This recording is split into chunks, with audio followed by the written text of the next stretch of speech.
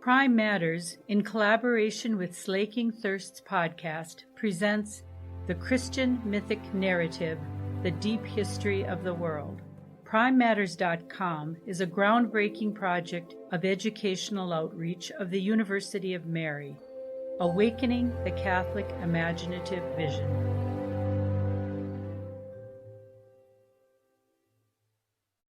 Episode 17, Return and Rebuild and the Hope for the Messiah. The destruction of the temple and the end of the Davidic kingly line did not defeat God's plan, nor did it destroy God's chosen people, but it did mark a new era in their history. This was the time of the diaspora, the dispersion of the Jews across many lands. After 70 years of Jewish exile in Babylon, Cyrus, king of the Persians, conquered the Babylonians and allowed the Jews to return to their homeland. Under the leadership of Ezra and Nehemiah, many Jews did return. They took possession of part of their former homeland, and they rebuilt their temple. But now the Jews were under foreign rule, even in Palestine. Many Jews remained in Babylon or traveled to other parts of the extensive Persian Empire. Later, when the Persians fell to Alexander and the Greeks, Jews gathered in the main cities of the two Greek empires that followed upon Alexander's conquests. The great cities of Alexandria in Egypt and Antioch in Syria became major centers of Jewish life. Populous Jewish colonies were to be found in most of the important cities across the two empires. The local synagogue took on new importance as a place of worship when so many Jews were far from their land and their temple. During this time of chastening and subjection, one of God's promises to the Jews took on a new and steadily increasing importance: the coming of the Messiah. From the earliest times of God's dealings with the Israelites, He had given them intimations and foreshadowings of His future plans. They had been taught, though they had often forgotten the lesson, that Israel's God was not merely a local deity, but the creator of the universe and the God of all the nations, and that Israel had a mission to all of humanity. Especially in the teaching of the prophets, they had learned that the Gentiles, the unbelieving nations, would come to know and worship the God of Israel. All the ends of the earth would hear His word. All the nations would come streaming to Jerusalem, and the knowledge of God would cover the earth as water covers the sea. At the heart of this future mission to the nations and of future glory for Israel was the promise of a coming anointed one, a Messiah or Christ, who would lead Israel to the fulfillment of God's promises. At the time of the expulsion of the first parents from paradise, God had made a promise that one of Eve's offspring would crush the head of the serpent. Later, Moses had spoken of a prophet like himself who would arise in Israel.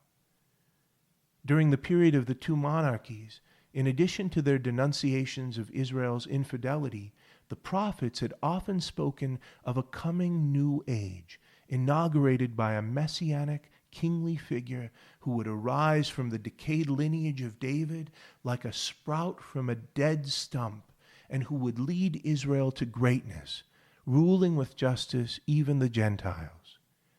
There was a foretelling of a new covenant between God and Israel, not like the old one on Mount Sinai. This new covenant would be written on the inner heart of each person. Side by side with these prophecies of glory and conquest, there were mysterious allusions to a suffering Messiah, a sacrificial figure who would save His people from their sins by taking them upon Himself. The advent of a Messiah and the coming messianic kingdom was foretold with great force by the prophet Daniel, who identified 4 historical empires following one upon the other. These 4 were understood to be the empires of the Babylonians, the Persians, the Greeks, and the Romans. Daniel prophesied that during the last of the four empires, that of the Romans, God himself would establish a kingdom led by a powerful messianic figure, a kingdom that would crush all others, that would bring the whole world under its sway, and that would never end. In the midst of their disappointments, defeats, and exile, the Jews pondered these messianic promises ever more deeply, and as the years passed, their hope and their longing for the coming of the Christ rose to ever greater intensity. One series of events during this period of messianic longing, when there were no prophets and no kings in Israel, deserves special attention. The experience of the Jews under the four empires spoken of by Daniel had been a mixed one. The first of the empires, the Babylonian, had destroyed their temple and exiled the Jews. But their Babylonian conquerors had at least allowed them to settle together in exile and to continue their common life. The second empire, the Persian, treated the Jews favorably, securing their return to the land of Israel and allowing the reconstruction of the temple. When, 200 years later, the vast Persian realm fell to the third empire, that of the Greeks, the Jews found themselves in the hands of two successor states, one in Egypt and the other in Syria, with the promised land and often contested frontier between them. The Egyptian successor state, the Ptolemaic Empire, treated the Jews on the whole well. But when control of the land of Israel was wrested from them by the Syrian Greek Empire, the Seleucids, things went differently. One of the Seleucid emperors, Antiochus Epiphanes, demanded that everyone in his realm should adhere to the Greek way of living and of worship, by force if necessary. He attempted to impose this policy on the Jews living in Israel by forbidding circumcision and demanding pagan worship, an act that led to the famous uprising of the sons of Mattathias, the Maccabees. Mattathias raised a revolt, calling the Jews to faithfulness to the law of Moses no matter what the cost.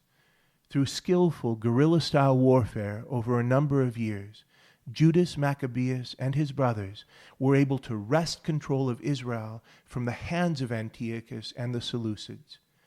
Their daring exploits were long remembered and fueled a tradition of zealous freedom fighting among the Jews.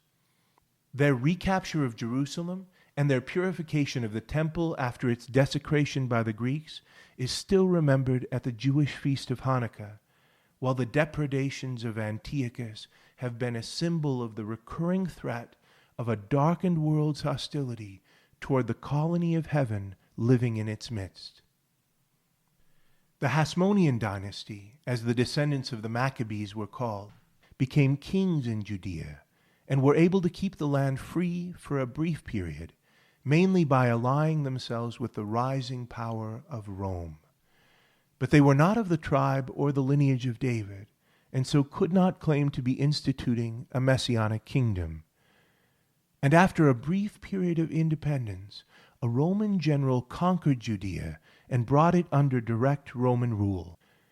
After again having tasted freedom, the Jews felt their subservience to a foreign power with bitter intensity.